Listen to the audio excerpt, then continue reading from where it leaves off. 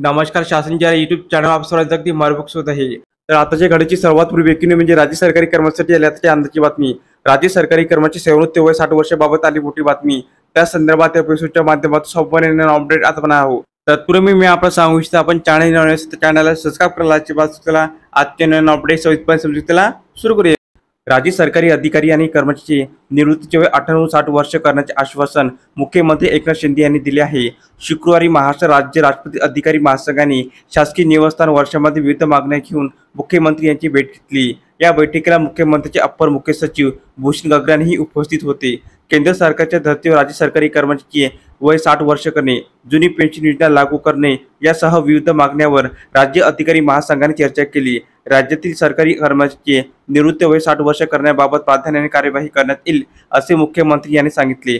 दरम्यान जुनी पेन्शन योजना लागू करण्यासंदर्भात स्थापना करण्यात आलेल्या समितीसमोर आपली बाजू मांडण्यासाठी पुरेसा वेळ देण्याची विनंती अधिकारी महासंघाने केली. राज्य अधिकारी महासंघाचे संस्थापक व मुख्य सल्लागार डी.जी. कुलटे यांनी बोलताना सांगितले की सरकारी कर्मचाऱ्यांचे निवृत्तीचे वय 60 वर्ष करण्याबाबत मुख्यमंत्र्यांनी गांभीर्याने विचार करण्याचे आश्वासन दिले आहे. कुलते म्हणाले की आम्ही मुख्यमंत्र्यांकडे मागणी केली आहे.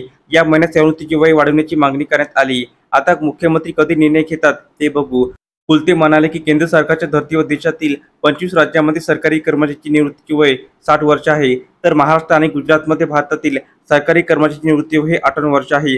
तर अशा प्रकारे राज्य सरकारी कर्मचारी सेवानिवृत्ती वय 60 वर्ष करण्यासंदर्भात अतिशय महत्त्वपूर्ण अपडेट या एपिसोडच्या माध्यमातून आपण पाहिली आहे. तर हा व्हिडिओ आपण आवडला असेल तर चॅनलला नक्की सबस्क्राईब करा, लाईक करा, कमेंट करा. आलेशीच नवनवीन अपडेट मिळण्यासाठी शासन या यूट्यूब चॅनलला सबस्क्राईब करायला अजिबात चुका. धन्यवाद.